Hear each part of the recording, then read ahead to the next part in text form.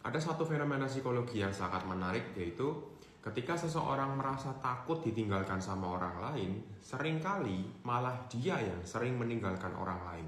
Kenapa bisa seperti itu ya? Mungkin hal seperti ini itu sudah tidak asing lagi di telinga kita. Mungkin kita pernah melihat teman kita seperti itu, saudara kita, keluarga kita, atau bahkan kita sendiri mengalami hal seperti ini dan meninggalkan orang lain karena takut ditinggalkan sebetulnya. Tapi kan ini jadi kontradiktif ya, padahal kan bukannya kamu takut ditinggalin ya, tapi malah kenapa kamu ninggalin orang lain? Ini kan jadi pertanyaan yang sangat-sangat besar dan misterius gitu bagi orang awam. Sehingga ini pengen saya bahas dalam video saya hari ini. Ya, pada dasarnya ketika ada orang yang melakukan hal seperti itu, biasanya ada masalah kelekatan atau attachment dari masa kecilnya dengan orang tuanya.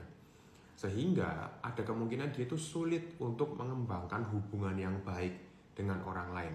Karena pada dasarnya dalam ilmu psikologi, apa yang kelihatan di luar rumah biasanya adalah proyeksi dari apa yang terjadi di rumah dan bahkan di masa lalu. Sehingga ini akan bisa menjadi pertimbangan kenapa kok seseorang berperilaku seperti itu. Kemudian, kenapa seseorang itu bisa sampai punya masalah kelekatan dengan orang lain? Masa kecilnya seperti apa? Kenapa bisa sampai seperti itu?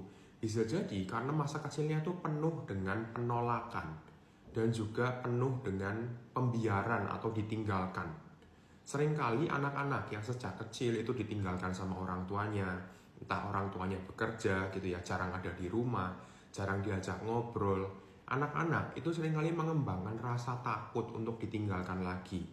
Jadi ketika orang tua itu pulang 1 hari, 2 hari, dia mencoba untuk dekat sekali sama orang tuanya, tapi mungkin orang tuanya udah capek gitu ya, sehingga mungkin tidak 100% bisa mendekatkan diri sama anak-anaknya. Sehingga seringkali anak-anak itu merasa tidak cukup mendapatkan kelekatan. Nah, hal seperti itu berlanjut bertahun-tahun, bahkan sampai puluhan tahun, belasan tahun, sampai kita remaja dan dewasa. Perasaan itu, perasaan ditinggalkan, perasaan takut, perasaan cemas, perasaan semua yang negatif akan ditinggalkan, pembiaran, dan juga penolakan dari orang tuanya. Karena kan anak-anak itu pasti akan meminta untuk dekat dengan orang tuanya. Tapi karena orang tuanya sibuk, seringkali ditolak.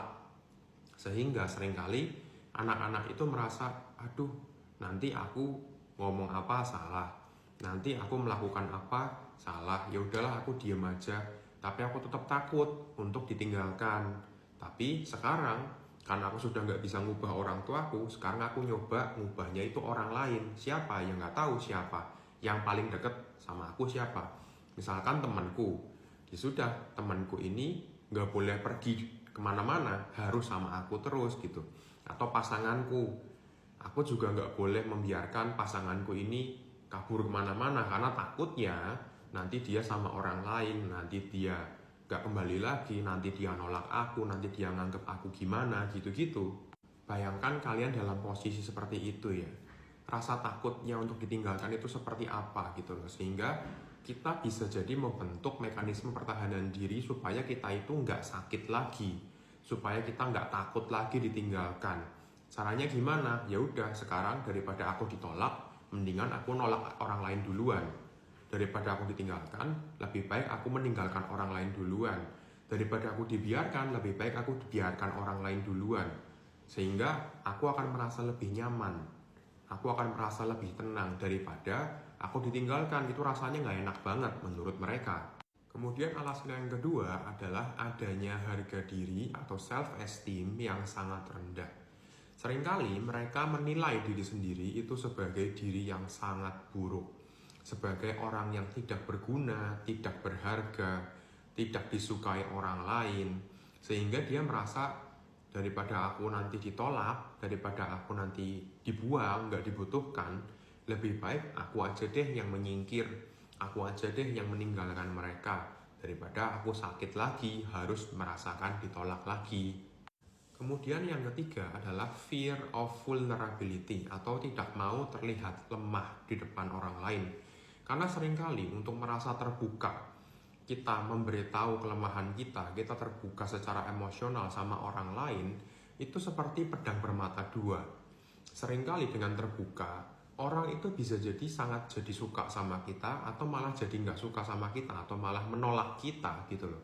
Nah, orang-orang yang takut ditinggalkan, itu seringkali nggak mau ambil resiko itu.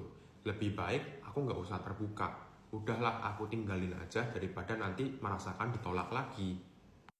Alasan yang keempat adalah adanya trauma di masa lalu mengenai ditinggalkan.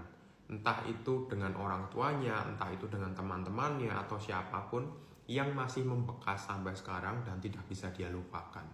Itu juga bisa membuat orang jadi merasa harga dirinya rendah, merasa tidak berharga untuk ditemani sama orang lain, sehingga dia merasa, ya udahlah, daripada aku merasakan sakit yang kayak dulu lagi, lebih baik aku nggak usah bareng sama orang lain lagi, jadi aku tinggalin aja. Kemudian yang kelima adalah ingin sekali mengontrol emosi mereka. Jadi dia menjaga sekali, jangan sampai aku sakit hati, jangan sampai aku merasa ditolak, jangan sampai, semuanya jangan sampai. Dia berusaha banget buat mengontrol kehidupannya, sehingga dia lebih memilih, kayaknya aku lebih bisa ngontrol emosi, ngontrol kesedihan, ngontrol kekecewaan, kalau aku yang pergi duluan, bukan orang lain gitu. Kemudian yang terakhir adalah adanya rasa insecurity dalam diri mereka. Aku merasa kalau diriku itu tidak pantas, tidak layak, tidak mau, tidak disukai orang lain gitu ya. Sehingga dia merasa insecure banget sama dirinya. Nah, makanya dia berusaha buat ngontrol orang lain supaya orang lain itu tidak pergi. Tapi justru karena dia insecure, kemudian yang terakhir adalah proyeksi atas insecurity kita. Seringkali kalau kita merasa takut ditinggalkan, justru kita akan berpendapat atau berpikir bahwa orang lain sudah pasti akan meninggalkan kita. Itu kan insekuritas dari pikiran kita. Kemudian akhirnya kita berpikir gimana ya caranya supaya nggak sakit hati, supaya nggak insecure. Ya sudah, aku yang menginisiatif supaya aku yang pergi duluan, jadi aman gitu. Meskipun penjelasannya itu macam-macam ya, sampai tadi ada 6 macamnya, tapi akar masalahnya di setiap orang itu bisa berbeda-beda.